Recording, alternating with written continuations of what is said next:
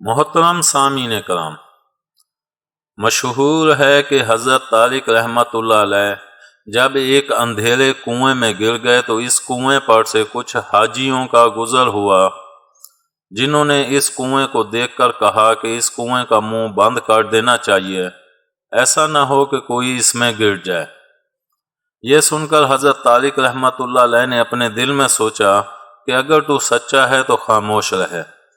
چنانچہ حاجی مسافر اس کنویں کو بند کر کے چلے گئے۔ انہیں کیا معلوم تھا کہ اس میں حضرت طارق رحمۃ اللہ علیہ موجود ہیں۔ کنویں میں پہلے ہی سے اندھیرا تھا، اب اور بھی تاریک ہو گیا۔ دیکھتے کیا ہیں کہ ان کے قریب ہی کنویں میں قدرتی دو چراغ روشن ہوئے، جن کی روشنی میں معلوم ہوا کہ ایک بہت بڑا اژدہا ان کی طرف چلا آ رہا ہے۔ سوچنے لگے سچ اور جھوٹ تو اب ظاہر ہوگا، دیکھیے اس کا کیا انجام ہوتا ہے۔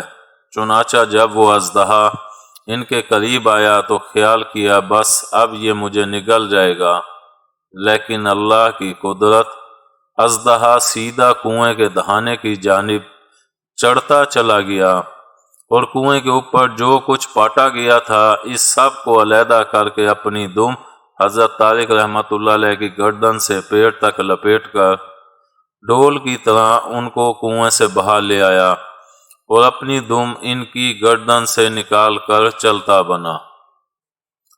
حضرت طارق رحمۃ اللہ علیہ نے ایک غیبی آواز سنی کہ کوئی کہنے والا کہہ رہا ہے کہ اے طارق، دیکھ یہ تیرے رب کی مہربانی ہے کہ اس نے تیرے دشمن کو تیری نجات کا ذریعہ بنا دیا۔